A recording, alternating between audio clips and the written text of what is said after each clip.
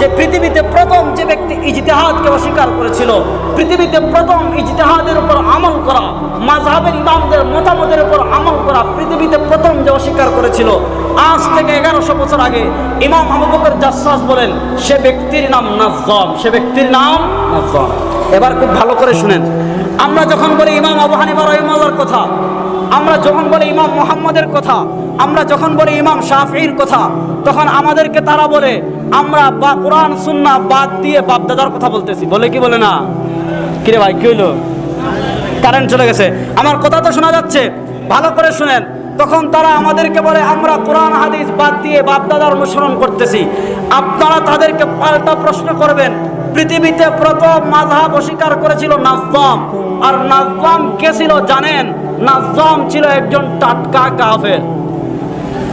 নাজ্জাম ছিল একজন টাটকা কাফের।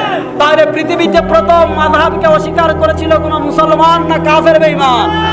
বলেন না কথা। পৃথিবীতে প্রথম মাযহাবকে অস্বীকার করেছিল কে? কোন মুসলমান না কাফের? কাফের। এখন যদি কেউ বলে মাযহাব মানা শিরক, আমরা যদি ইমাম আবু হানিফার মত মানার কারণে বাপদাদার ধর্মের অনুসারী হয়ে যায়, তাহলে আপনি মাযহাবের বিরোধিতা করে কার অনুসারী হচ্ছেন? কথা বলতে পারি নাই। পৃথিবীতে প্রথম মাযহাবের বিরোধিতা কোনো মুসলমান করেছে না কাফের করেছে? কথা কি আমার বাপদাদার কথা না, আজ থেকে 1100 বছর আগের কথা। 1100 বছর আগে বলেছেন পৃথিবীতে প্রথম অস্বীকার করেছে কাফের। এখন যারা আজকে বলেন মাযহাব মানা কাফের, আপনারা অনুসরণ করতেছেন কোন কাফের? আপনারা একটু নিজেদের হিসাব লাগাইয়া দিন। এবার আসেন পরের প্রসঙ্গে যাই, সময় খুবই কম, অনেক লম্বা কথা, সময় অনেক কম, খুবই লম্বা কথা।